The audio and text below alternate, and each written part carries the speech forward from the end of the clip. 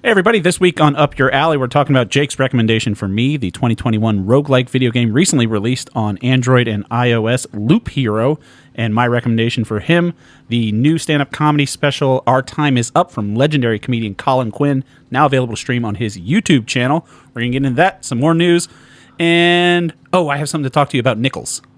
Okay. Yeah. Nichols back, the band? Oh, Nichols you just back? wait for it. I got something magical to tell you. Hold on.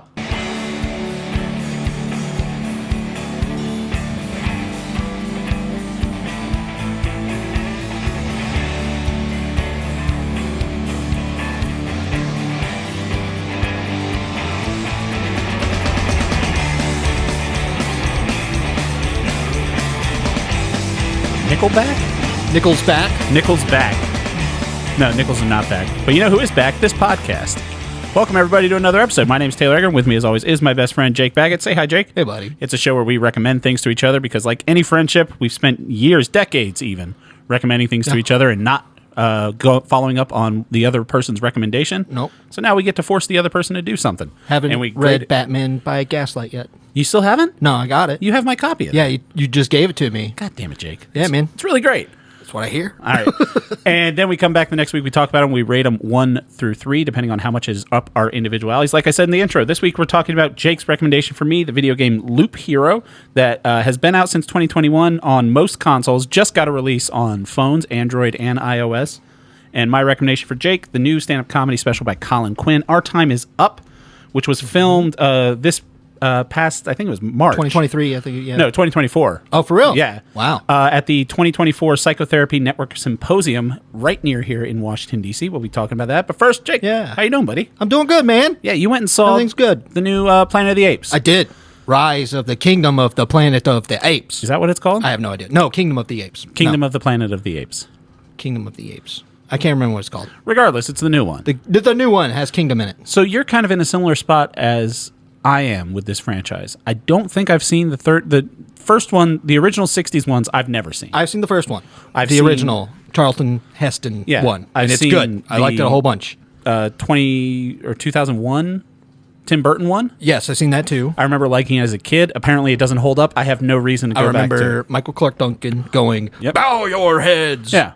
And Paul Giamatti as an orangutan. Yes, that's true. It was pretty great. Mm-hmm. But it's one of those things where I remember it as a kid, but there are so many people online now that are like, this movie sucks. If you watch it, it sucks now. I'm like, well, then I'm not going to go back and watch it because I have fond memories of it. I mean, me and my dad, like, this is when I watched the original Planet of the Apes to get ready to watch 2001 Planet of the Apes with my dad, and both of us were like, this is not as good as the original Planet of the Apes. I think it was one of those things because right about that time was when they were starting to re-release, like the new Star Wars come out in 2000 or 1999, and they were starting to redo stuff that my dad, it happened before I was born, and Planet of the Apes was one of those things. Yeah. And I remember him not liking it. But I really liked it because I was a kid. You know, I was like fucking 13 years old, however old we were. And had the action figures and everything like that. But I really liked the James Franco one when it came out. The first I watched of the that reboots. one. Yeah. And then I didn't watch any of the other ones. The second one was good. I didn't see it. And then the third one with Woody Harrelson, I don't think I've seen. I haven't seen that one either. Andy Serkis in those 3 movies, at least the 2 that I've seen. The ape Caesar. Yeah. He kind of mastered that whole genre of mocap. He better if he's going to direct himself as Gollum once again. Yeah. In the movie Lord of the Rings, The Hunt for Gollum. What do you think that's going to be about? Do you think it's about Aragorn looking for Gollum? Yes. Yeah. Yes. It's going to be Gandalf said, Aragorn, go get Gollum. And he said, okay. Then he did. And it was like 2 paragraphs. Track him down when he breaks out of Barad-dûr. Yeah. Yeah. It's just... No, I'm not interested. Did I ever tell you about when I bought those movies on Blu-ray? I have those movies on Blu-ray as well. Well, I bought them. I wanted the box set, and I was looking for a box set of the extended edition of just the Lord of the Rings trilogy on Blu-ray. And the extended edition Lord of the Rings Blu-ray box set was like $140. Yeah. But you could buy the extended edition Lord of the Rings set with the 3 Hobbit movies. Yes. Oh, you did tell me about this. For like $40. Yeah. So it was infinitesimally more, less expensive if they're like, can you take these Hobbit DVDs off of our hands too? Which those movies, they're not great movies. I didn't like the first But Hobbit. Andy Serkis as a director, I don't know what he's directed. He directed a Jungle Book. Oh, he did do a Jungle Book, not the Disney one. Jon Favreau did a Jungle Book, and he did another Jungle Book. Yeah, and it was fun. It was good. He directed a game called Enslaved that he also starred in from Ninja Theory. That was really good. You know what else Andy Serkis directed? Venom: Let There Be Carnage. Yes, that's very true. I remember liking that. Yeah. Didn't we see that in theaters? Yes, together? we did. Yeah. We saw both Venom in theater. There's a third one coming out this year. And we walked away from both of them going, that was pretty good. It was fine. Yeah. Yeah. Andy Serkis was also in the best 3 episodes of Andor, which you still haven't watched. But he was a highlight of that show. His performance in Andor was top notch. I do want to say I did really enjoy this new Ape movie. Yeah. So what was the general plot? Was it like direct sequel? Is it years after? I know nothing about it. It's generations after Caesar passed. Ah, yeah. And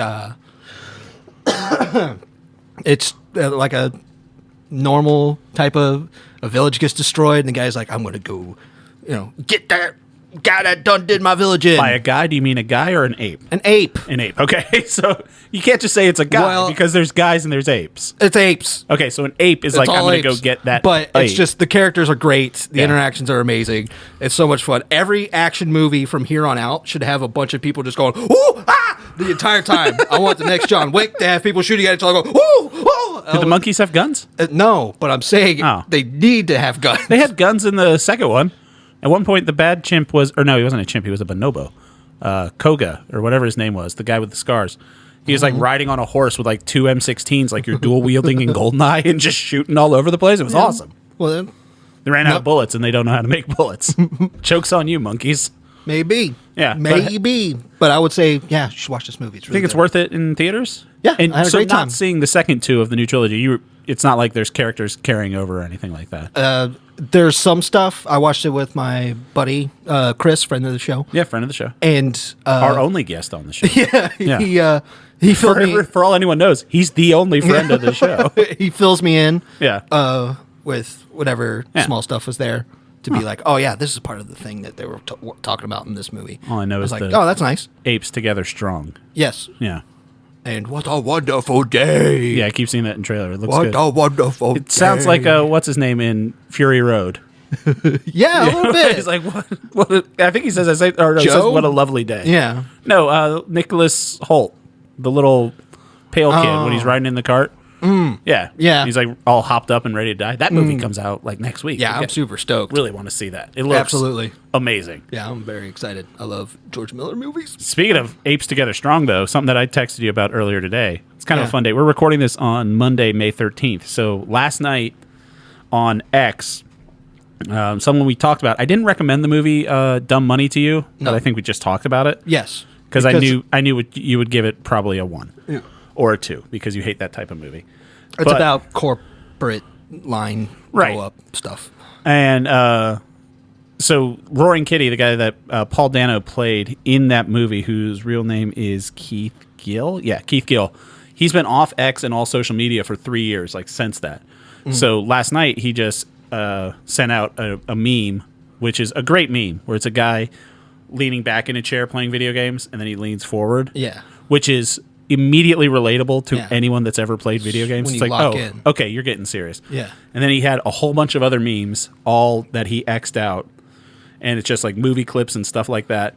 Nothing real, but this caused the stock price of GameStop to go up 70%. And also AMC, which was tied in with the meme stocks. Ugh. So Don't understand. I don't know. But it's so basically at the close of business on Friday, and that's the thing, he did it Sunday night. So the way the market works is you could do trading beforehand, and it's like, oh, as soon as the bell rings, this is what trades you're going to go through. So he tweets this at,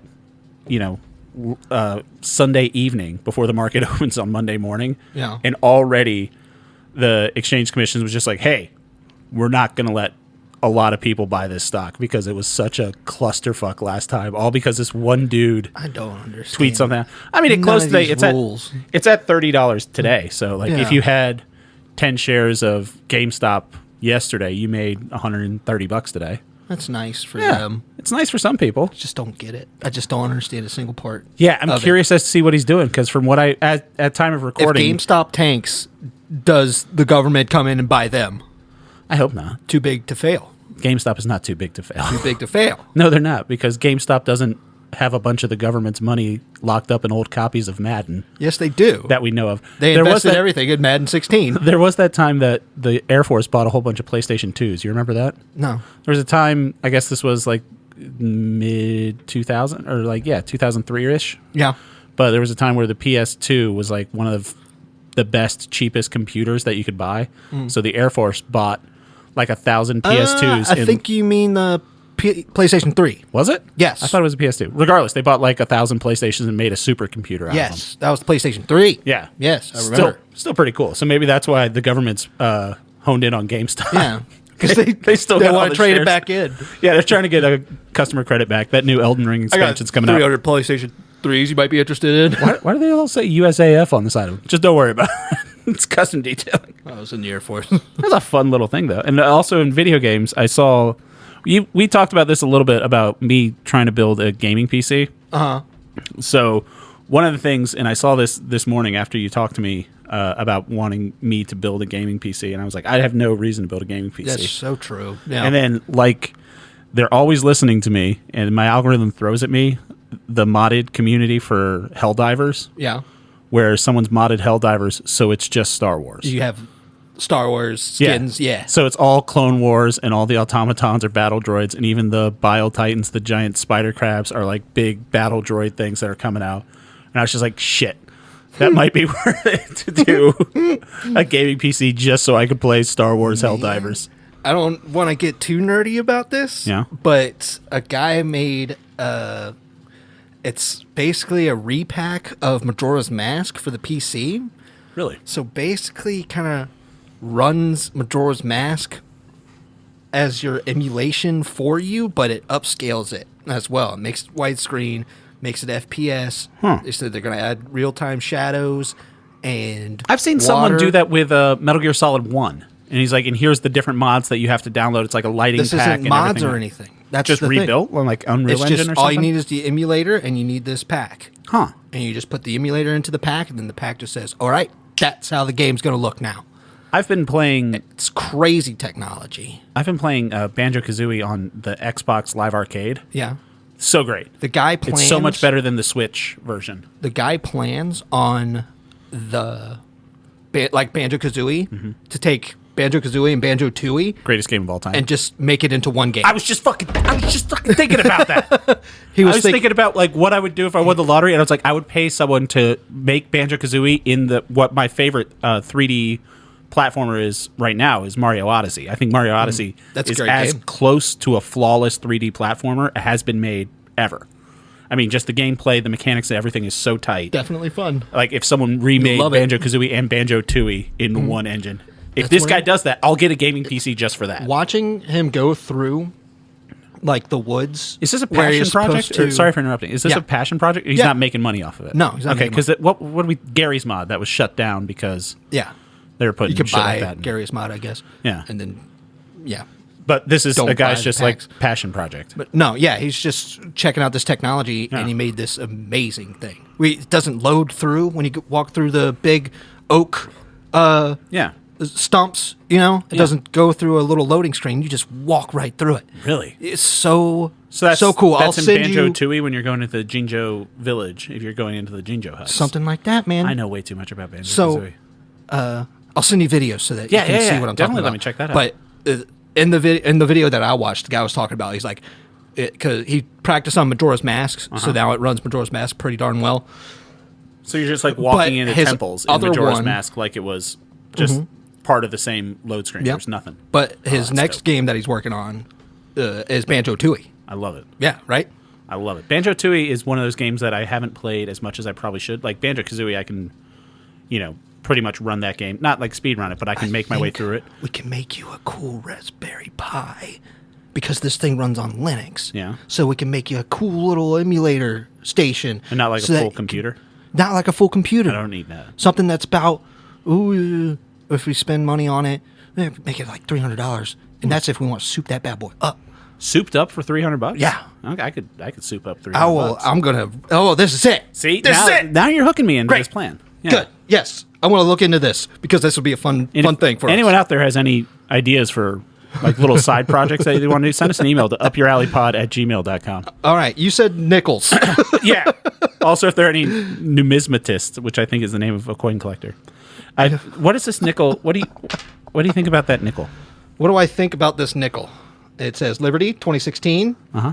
It's got, pluribus nunum. Pluribus nunum. What was that? Liberty. What was that? In God we trust. Pluribus nunum. Unum. Nunum. Nope. Pluribus nunum. Sure. I'm pretty sure he was the first president. Not worth it to correct you, but yeah, go ahead. Pluribus nunum. He was the guy that we all looked up to. Yeah, your grasp of history So baffles we just me. put it on there. Yeah. 5 cents. So Monticello. So I don't know if I need that back. I don't know if this is a bit, but this happened like shortly before you got here earlier today. Yeah. This was given to me by my mom. Yeah. And she was like, you need to hold on to this. And I was like, why? She's like, because I set that aside. It's worth a lot of money. Yeah. And I was like, it's a 2016 nickel. Yeah. She goes, no, why would I set it aside? There's something wrong with it. Just look it up. Yeah. And I'm like, what do you mean look it up? And then I have a guess. Go for it. Is it the Monticello printed backwards? Nope. See, that's what I thought. That's why I have control nickel. Okay. That I found in my car. Yeah. It's the same thing. It's so a Jefferson nickel. Jefferson's head is up. Dude, I did it the same way. They look, and then the Monticello is upside down. So then I got more into, because there are some nickels that are a 2016 nickel with the P stamp on it, which I found out is from the Philadelphia. Philadelphia. Oh, Pennsylvania. Yeah, and then Delaware. D is Denver. Oh my God! I knew it was PD. I'm about 48%. Why would they have one in Philadelphia and one in Delaware? That's like next door to each other. Why would they have them anywhere? Nobody uses nickels anymore. Philadelphia, Denver. Get a new job. One in San Francisco too. Regardless, some of these are on eBay. Yeah. For like $1,200. Why? I don't know. And she said, there's something wrong with it. Look it up. Yeah. So I've spent more time than I want to admit. Yeah. Looking at this nickel and going down rabbit holes of what errors are. Right. So I'm saying this right now. Yeah. If this is a bit, it's one of the greatest pranks anyone's ever pulled. I mean, how could because my mother has kept me. I have no idea. She said it's just one of those things. Let me see the control nickel. Okay, so now you're looking at the control nickel. See, this is great podcasting. We're looking at a nickel, and we're looking at a nickel. I think it's something to do with the ridges on the side. Like one of them says there could be a misstrike, and there's a gutter error, so it has more of a lip. Oh yeah. Does it feel like there's more of a lip? Yes. Maybe it's that. It might be an $800 nickel. That's crazy, dude. I'm going to go insane. Yeah. Researching this now. And if she tells me, no, I just found that and I was messing with you, hats off to her. It's the best prank anyone has ever pulled on me. Because the whole time we were talking about Banjo-Kazooie and you were talking about the Monkey movie, I was thinking about this nickel. And I was looking up stuff on this computer to try to find more nickel stuff. Oh. You can send it off to get it graded. Mm-hmm. And they will look for any imperfections. I love watching paid programming, and one of my favorites is commemorative coins. Right. Because they are like, you could get it this way. We got 8 gold dollar coins commemorating this moment. Yeah. All minted $1,200. You remember how many of those there were after 9/11? Yeah, after any time, I'm telling you. This was gold that was in a vault in the bottom of the World Trade Center. Wow. I don't even know if that was a real thing. Whoa. Yeah, but I'm going to send this nickel off to get graded. And I swear to God, if it comes back, it's worth 6 cents. And I spent, because I know how much it costs to get something graded, it's $70. So I'm sending it off. And if it's just a regular nickel and they come back with legit going to get it graded, huh? I think I have to prove a point. I got my Shadowfax card graded. That's a PSA 10. That's true. Yeah. You did do that. I just like Shadowfax. That's just fun. Yeah, so if you know anything about nickels, upyouralleypod@gmail.com. I'll send you this 2016 nickel. Yeah. All right, let's get into our recommendations for the week. Who wants to go first? You want to go first with yours, or you want to do mine first? You want me to talk about Colin Quinn first? Yeah. Sure. Okay, so let's get into that. Colin Quinn. If you don't know who Colin Quinn is, he's legendary New York stand-up comedian. He had a show on... Comedy Central. No, before that, he was on MTV. He was MTV, did remote control on MTV in the 80s. Oh, I remember that. Then he was on Saturday Night Live from 95 to 2000. He hosted Weekend Update. Did a great job on Weekend Update. He kind of took over after Norm Macdonald left. Oh, right. And that's all he did on SNL. It was pretty much, he was in, kind of one sketch every now and again, and then he did Weekend Update. After that, he went on to host on Comedy Central Tough Crowd with Colin Quinn, which a lot of people call, the genesis of what is modern comedy stand-up podcasting, where it's just comedians sitting around shooting the shit. Yeah. But it was televised, and it was the first time anyone ever saw that. Colin Quinn said obviously it's in New York City, the Comedy Cellar. There's a back room in the Comedy Cellar where all the comics that are passed at the cellar get to sit, and they just bullshit and roast each other, and he wanted to recreate that and put it on TV. Mm-hmm. A lot of clips from Tough Crowd with Colin Quinn are up on YouTube. Type it in, you get to see greats like Patrice O'Neill, Greg Giraldo. There's a great one of Greg Giraldo just absolutely roasting Dennis Leary, because Dennis Leary comes on and he's just like kind of being a dick, and he makes fun of Greg Giraldo for he's like, oh, what, did you come up with jokes that you're going to say here? He's like, yeah, Dennis, it's what we do, we're comedians. I came up with jokes before I came on television. It's just It's fucking funny. I like both of those people. But Colin Quinn, he's been doing themed shows for the past couple years. He did his one previous to this was Red State Blue State, which was like American history basically, or modern American history. Before that it was New York Story. It was just the history of the city of New York.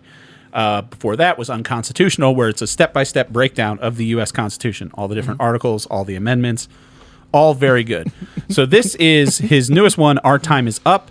It's available on his YouTube channel, and it was, like we said earlier, filmed at the Psychotherapy Network Symposium in Washington, D.C. Yeah, for psychiatrists. Right. So this is an industry conference, and he just kind of came up to them and said, hey, can I record a thing there? Because he has Our Time Is Up. That's what therapists say at the end of a therapy session. And he's been going to therapy, and it's kind of just his take on mental health and the state of the country right now, and kind of where we're going with it. And as an older, how old is Colin Quinn now? He has got to be, if you want to guess, 62. 64. Oh, yeah. So as a guy who's seen a lot, I mean, he was on MTV at the beginning of MTV. He's been through social culture for the past 40 years. And just kind of what it's doing to people. He's just a more learned person. Right. And he's a very smart guy. And he takes his time to learn a lot of stuff. Yes. You should watch Unconstitutional. It's great. He applies that logic to what he's about to say. Yeah. And it feels really good to listen to somebody who's that smart. So I wanted to recommend this to you for a couple reasons. One, it's been a while since I've recommended a comedy thing. The last comedy thing we went and saw, when we saw a comedy special be shot last week, 2 weeks ago, whenever it was not great. This was shot, and it was shot, it was in front of a network symposium, so it was one take. Like, he didn't film multiple shows and edit it together. Right. You're watching it live. It's like 50 minutes long, so this is what he did. And I think it's great.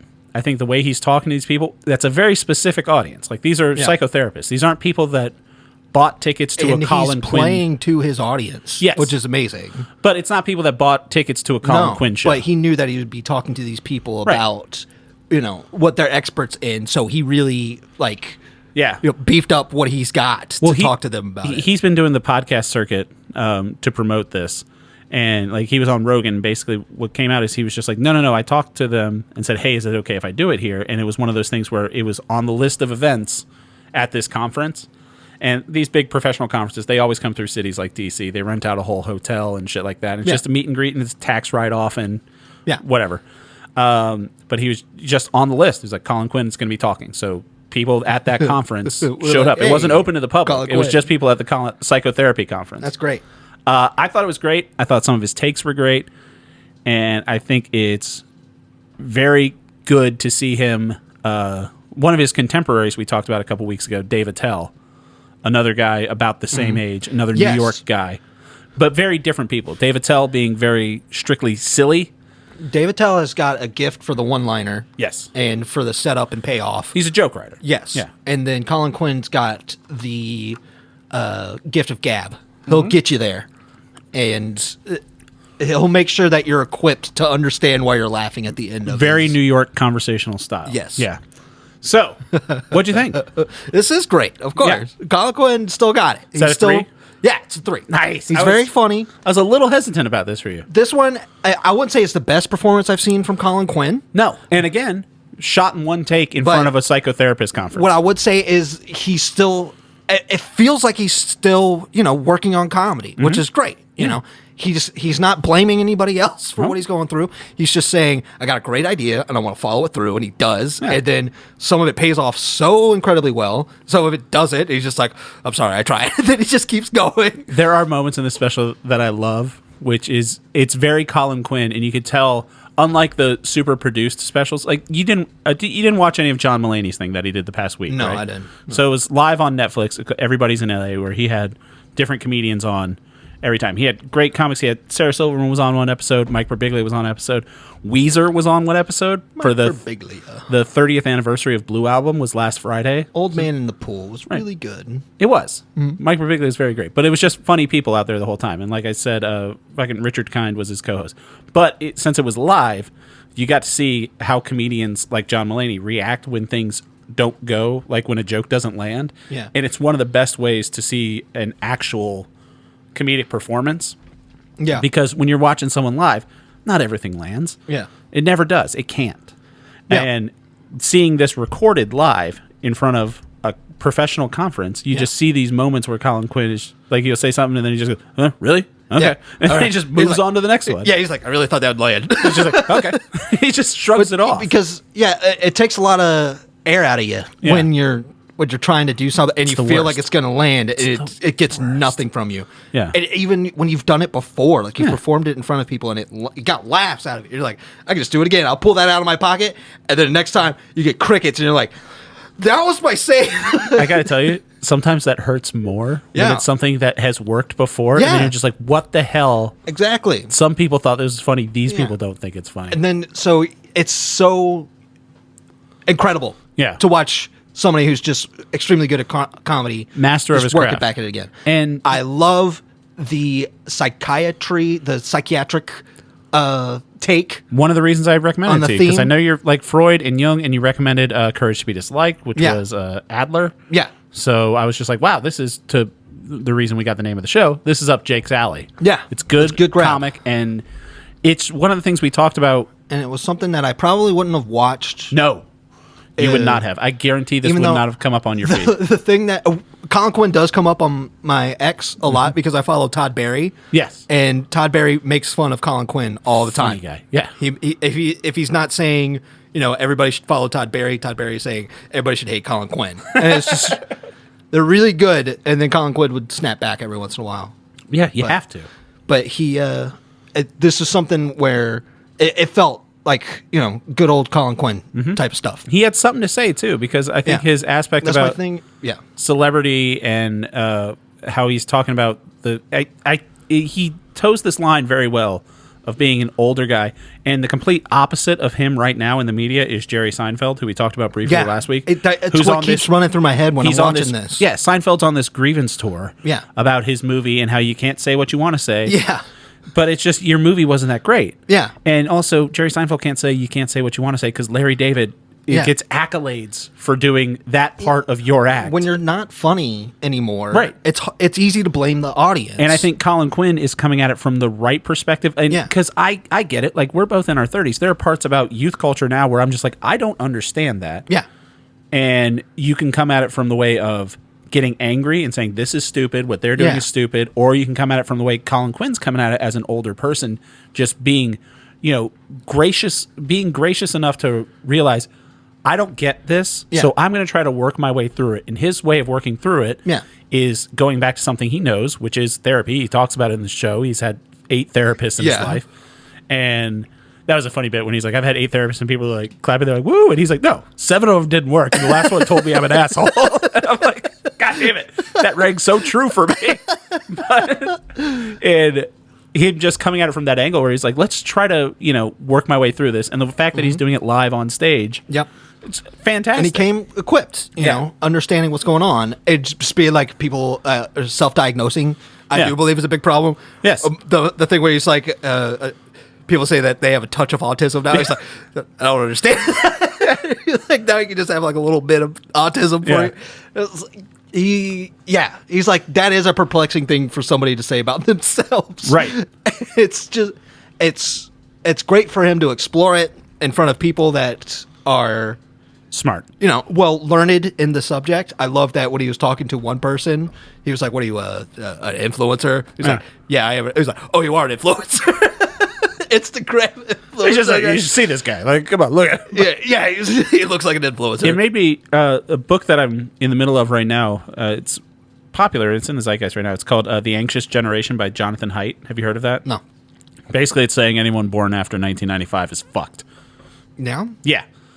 Just the way kids are raised. We skated by it. I was talking about this with my boss, who's a little bit older than me, and I was just like, I think we missed it barely from like being raised completely online, because by the time we got high-speed internet, we are actually pretty developed as children. Well, yeah. And like, I grew up with internet, as in like I really understand it. Yes. And like I still fall for its prats, but I still don't, it's not...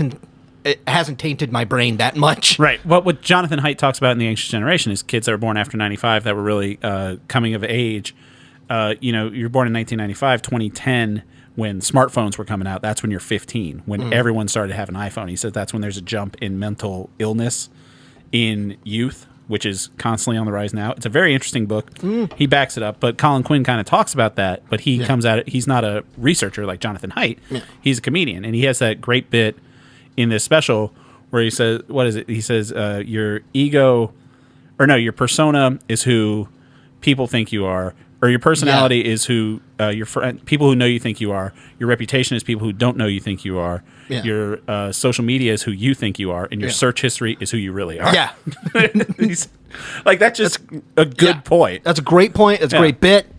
But when he talks about that with Jonathan Haidt talking about social media, how Colin Quinn takes that, he's like, here's how those different things can go into psychology. Maybe I have to read that book, but it's good. It's on Spotify. I don't think I could blame everything on the rise of the internet. That's not where Jonathan Haidt comes from. It's not really the internet. It's social media. I don't think he just says social media either. Well, he says basically the whole thesis of the book is that if you're at a certain developmental age, he says there's certain windows in brain development where whatever you get hit with then, that's what you do. Like, there's best times to learn languages, there's best times to learn ethics, there's best time to learn skills, and once it hits you right then, it's really hard for you to break it later. So if you grow up as an anxious person worried about what strangers are thinking and doing things for the appreciation of strangers, it makes it harder for you to have interpersonal relationships later in life, because in your formative years you were staring at a screen instead of going outside and playing. Well, and it could be one of those old things like, oh, I'm just writing a book about kids these days. School shootings at all? No, it's not about that. It's just about technology. It's not a global thing or anything like that. I mean, he does say that boys playing video games mean that they're more comfortable talking to people online and through text messages than having actual face-to-face conversations, which, I mean, kind of makes sense, but it's a good read. And I think it's just kind of, this special is at a good time from... I like Colin Quinn because it's like, here's what I think. And he's optimistic, too. Yeah. He is pretty optimistic. He does have that attitude where he's like, hey, things are messed up a little bit, but we could probably work our way through it. We work really hard. Yeah. It's great. I'm glad it's definitely great. It's good to hear Colin Quinn. I would say now he talks even faster than what he used to. Yeah. It feels like he cuts himself off really fast. And you're like... Yeah, he gets like halfway through a thought. Which, if we saw that, like, if you go back somebody and watch... in the credits says that there is a diagnosis for that. Yeah, that's kind of fun at the end where he has the people diagnose him with what they think he has. But, yeah, and it's great. The reason this special is, it's dumb to say, but so special is because the way it was shot. And it was one take. So you get those little like ums and like trailing off. Great. It would have been cut completely different. If you watch Unconstitutional, which is great, you can see it on Max, I believe. It's shot on Broadway. Yeah. And it's just great because it's, professionally shot over a couple nights. But it's nice seeing this because this really felt like you were sitting in that convention. Well, you could just tell that he's just a very clever man. And he knows that he is going to say something very funny. I love him. Yeah, I do love him as well. I think he's a good voice, and I think it's good for people of his generation and his, list of accomplishments, too. Yeah. To still have that inquisitive nature of, like, I don't understand what's going on, but it's not making me angry. like him who was like enraptured in news media, coming away not being so jaded is kind of wild. No. So it's just really good to see him again. It has a lot of David Tell feels to it because it's just the nostalgia of it for me. For sure. These are two comedians that I grew up with, but he also has. He's still a very funny guy. Type into YouTube Colin Quinn parrot joke on Conan. He tells a parrot joke, which is up there with Norm Macdonald's moth joke. It's not as good as Norm Macdonald's moth joke. But I heard that it was really funny. Check it out. All right. So, Colin Quinn, our time is up. Available to stream on his YouTube channel. Recommended. Go check it out and subscribe to him as well. And subscribe to us if you haven't already. Let's get into Jake's recommendation for me. 2021 roguelike video game, Loop Hero. Yes, sir. The reason you recommended it is because it just came out on iOS and Android. Yep. You said you've been playing on Android. Jake, walk me through it. Why'd you recommend it? Well, I like really exploring what type of games you play, man. And I feel like we've been breaking down a lot of barriers that you haven't been through before. That's fair. And we're developing a whole lot. Not even that, but like an appreciation of the art form. Speaking of which, before we get into this, sorry to interrupt you, but just what you're speaking of, introduced me to new games. Did you see IGN re-reviewed Stardew Valley? No. They re-reviewed it after the 1.6 update. Oh, good. 10 out of 10. They ranked it a masterpiece. They said this is probably it's a always perfect been a masterpiece. But yes, but I think it was like 9.5, and after 1.6, they were like 10 out of 10 must play. And I'm so anxious for them to put it out on PlayStation because I'm going to start a whole new 1.6 save file to get the platinum trophy because I went the JojaMart route. Yeah. And I've got billions and billions of JojaMart you already got it ready. So I'm waiting for 1.6, and then I'm going to start a new farm and do all the 1.6 stuff. There's a calmness to this type of game that you enjoy, but there's also the kind of more hectic and haptic of Helldivers 2, which both of these games are like at the top of your list right now. And I think Helldivers I don't think is an all-time list. Stardew Valley is probably in my top 5 games of all time. Good. Yeah. Okay. But Max Payne's not up there. You Max recommended Payne that one too. Is incredible.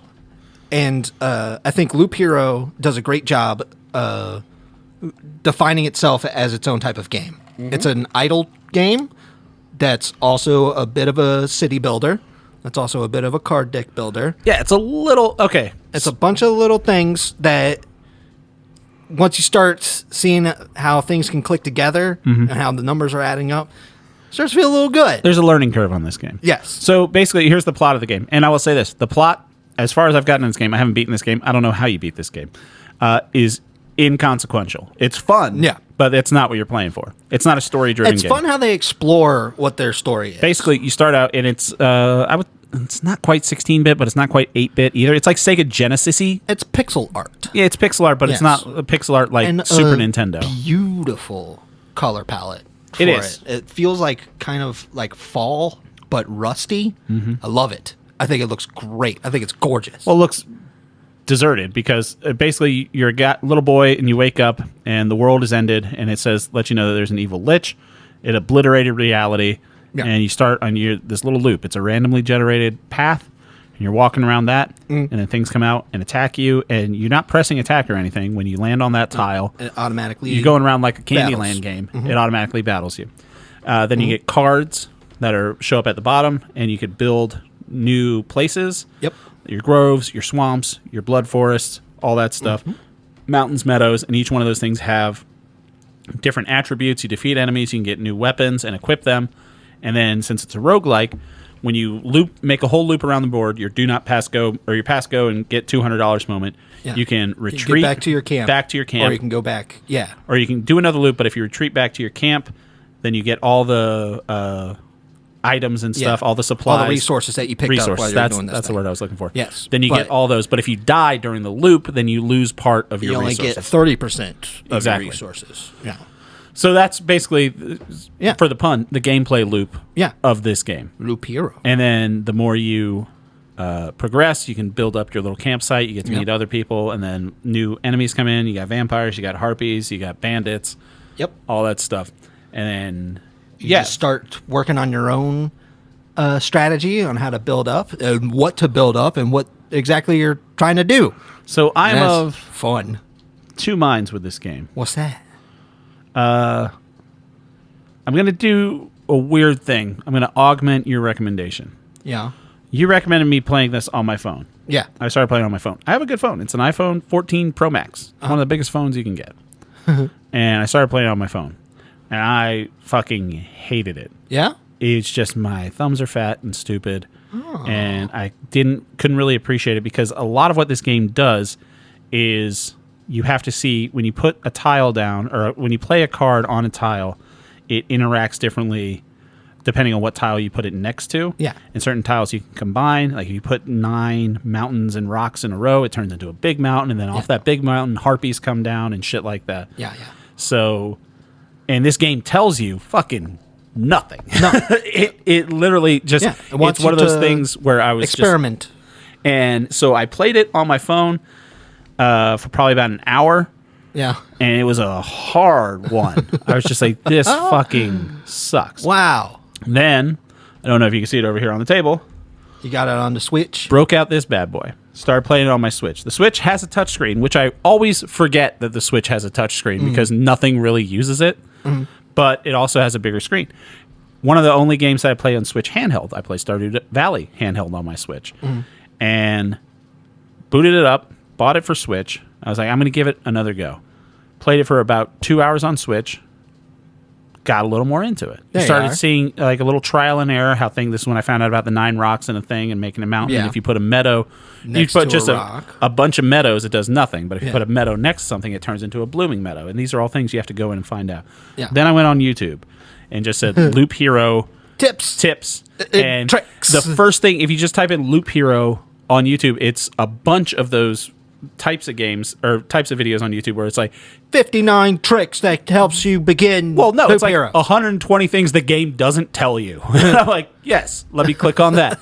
And then you find out some more and you're like, oh shit, this is how you progress. This is what you need to do. Here are some tips about positioning things. Because if you just gave me, what's the City Skylines? I started playing that, sucked at it, hated it, had to watch someone show me this is how this game works because it doesn't tell you. Yeah.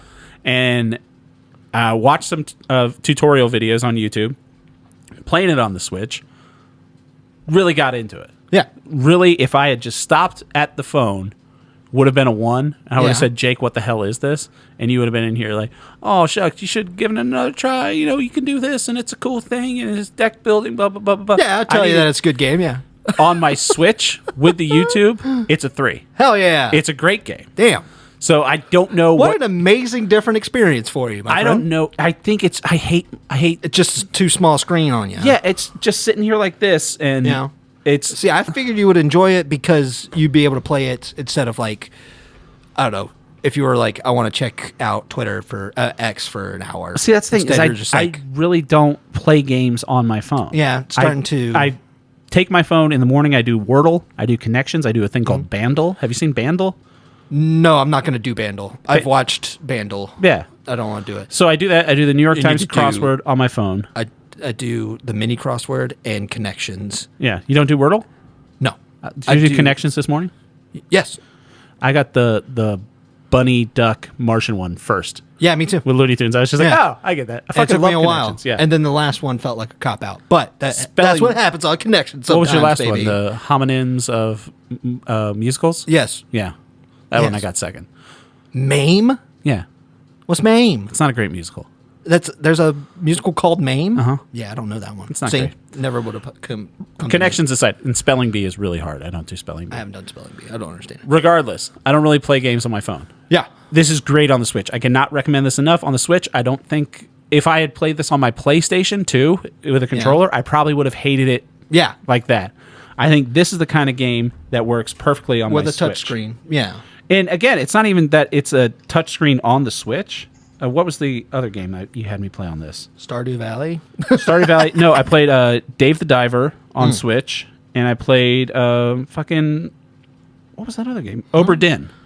Return of the Obra Dinn on Switch. Obra Dinn, so good. Yeah. So there are some games that I think the Switch is the perfect console for. I got the Steam Deck there, too. If I had played this on Steam Deck, probably would have been the same thing. I don't like holding the Steam Deck as much as I like holding the Switch. Yeah. But... cannot recommend this game enough. If you want something, if you've got a plane ride or something coming up, like we're going on an end of summer trip in August. This is going to be me on the train playing this game. Hell yeah. on the Switch. Yeah, so definitely, I think it's fun. You know, I knew you would like it. I knew it. You did not know I would like it. Yes, I did. So also, but kind of like on a little tangent of games that I didn't think I would like. I've been playing Animal Well. Have you played that? No, not yet. Dude, I will be. Holy shit, that game is fun. Yeah. I beat Everybody's saying the thing that I heard was somebody compared it to Outer Wilds, and that was enough for me to be like, okay, I want to play that. Huh. Outer Wilds was another recommendation of yours that I love. That's probably a top 10 game for me. Yeah, that's probably. I feel like with games I need to play. I need to make different categories, like because video games are too big. Because like I wouldn't even consider, you know, Loop Hero in the same category as Red Dead Redemption. Yeah. It's just completely different things. Like there has to be like, where's the cutoff for like small games and large games? Because like Outer Wilds is a small game, but I don't want to do that. But I understand. But well, it's just like you can have your favorite horror movies and your favorite movies of all time. Yeah, like different subcategories. Yeah, but this one, out of your recommendations, it's sadly, I mean, I really like it, but it's probably my third favorite game that you've recommended behind Stardew Valley and Outer Wilds. Obra Dinn, boy. Obra Dinn's below this one. Wow. I told you I'm not as big of a fan as Obra Dinn. Love Obra Dinn, man. But Animal Well, I've never really played many of the great Metroidvania games. I don't think I've ever played any of the 2D Metroid games. I heard the new one's really good. I was fine with it. Yeah. Yeah. But the sneaking parts were very frustrating. There was a Disney Metroidvania that came out a couple months ago. It's like The Secret of Illusion or something like that. It was like kind of a spiritual sequel to a Sega Genesis game. Yeah. And it's kind of fun. I mean, the kid and I played it for a little bit, and then we got bored. The Castlevania Advanced Collection is on the Switch. That's 3 of the Game Boy Advance Castlevania games. Really? And Aria's Sorrow is on there, and that game is awesome. Really? Yes. I haven't played any of them. But I got to say, Animal Well. I hear that it's extremely fun to explore. I will say this. It hits me at the perfect thing where, and I'm pretty sure I've said this on the show before, but the best game design, I think the hallmark of really top-notch game design is something that's frustrating, and then when you get it, you're like, I'm a fucking moron. Like, obviously, this game was holding my hand, but then I get you. And there's Animal Well as well, just really good platforming sections too. So much fucking fun. And that's another game that tells you nothing, but there's also like no words or anything. Instead of Animal Well, I played Indica. Yeah. Yes. What's that about? So you play as a nun who has to deliver a message to another church. That's like every fucking game you play. Yeah, dude, I loved it. It was so good. Yeah. Incredible experience. Every game, you're like, I've been playing this game. What are you? You're a guy on one of those up and down railroad things, and you've got to get through Colorado. Where the water tastes like wine? Is that what you're talking about, bud? And then also... That's a great game. That's a game where you have to take some reason, folk tales and spread them around the United States. Is that a real game? Yeah. You think I'm making this stuff up? No. I thought I was making stuff up. I didn't know this was an actual... What, you got to go and tell people about Paul Bunyan? Yeah, something like that, yeah. Fucking you go around town and you listen to people tell their stories and you tell people the stories that you've heard, and then you get more and more so that you complete the whole folktale. That's not a real game. Yeah, it's great. I was literally just making a joke. I think it's called Where the Water Tastes Like Wine, or it might have honey in the title. Really cool folktale game. God damn it, there is a game called Where the Water Tastes Like Wine. Yeah. Yeah, these are my games, man. These are my games. I fucking hate your games. Indica is great because it's on Switch. I'm going to download Where the Water Tastes Like Wine. Yeah, it's great. Indica, the trailer was what sold it on me, because it's like, this isn't a walking simulator. This isn't a funny game. This isn't a scary game. And it'll show you something scary, show you something funny. It's like, this isn't a rhythm game. This isn't an explorer game. This isn't a platforming game. But, you know, it's like, of course, it's all of that stuff. But it's like a really short game. I would say probably beat in 6 to 8 hours. But it's perfect time for a game. It's beautiful, and it's harrowing. What are you playing that on? Is it just Steam? I played it on the PC, but it's coming out on PlayStation. Right on.